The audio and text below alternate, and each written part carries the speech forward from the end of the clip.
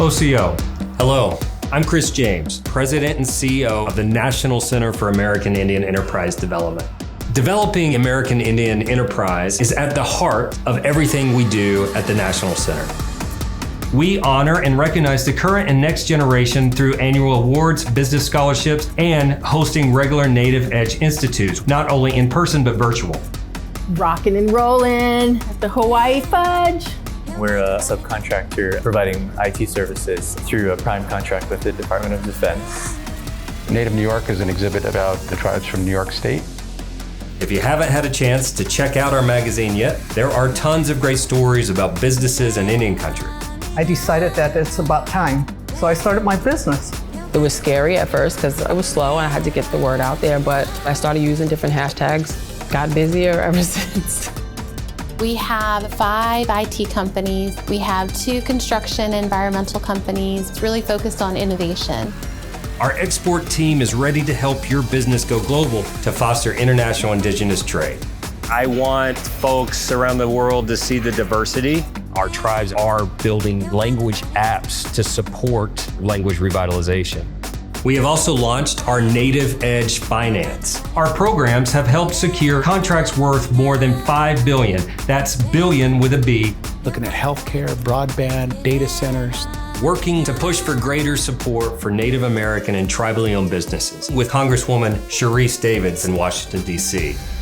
It's a very exciting time to see these things come to fruition. During COVID, we had to innovate new ways of assisting the organizations that we work with. A lot of people in these last 2-3 years have started to go online. Our reservation had limited opportunities to connect. I had to yell in the house for everybody to get off the internet. Dad's on a meeting. The model has shifted so much as it pertains to COVID.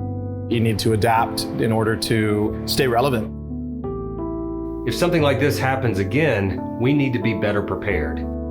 We have to protect our communities. We have to protect our sovereignty. COVID actually made the point that a lot of our tribes aren't as sovereign as they thought they were. If you want your tribal nation to be healthy in the future, you gotta invest now in conservation and sustainability. The Native American people are keepers of the land. That's why we were put here. Our Native people have to stand their ground and say, this is our land. We're not going to let you destroy it.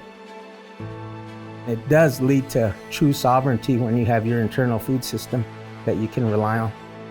We have the water, we have the land. It's right there in our backyard. When we eat those traditional foods, we operate on a different level. It's a deep connection. Our mission is to spark a prairie fire food movement to indigenize our food system.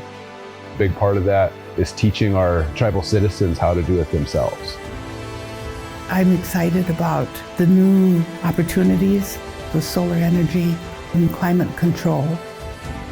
The tribe's been working to get broadband to the Hupa Res. This was a time to rise. Even during a government shutdown, we never stopped doing the work that we do. For Indian people, this was not a new normal. We've always gone through situations from the reservations to the boarding schools, the relocation program. Dealing with COVID was just another day for us. You have to take steps to be self-sufficient. Part of my goal and the reason I'm involved in Ncaied was there are economic opportunities here. The Ncaied Development Corporation is battling the monsters of hunger, thirst, laziness, and we got to a point, thankfully through prayer and hard work, perseverance and talent, that we needed to scale for even more growth. That's really the transformation that we went through, is to develop those competitive strategies.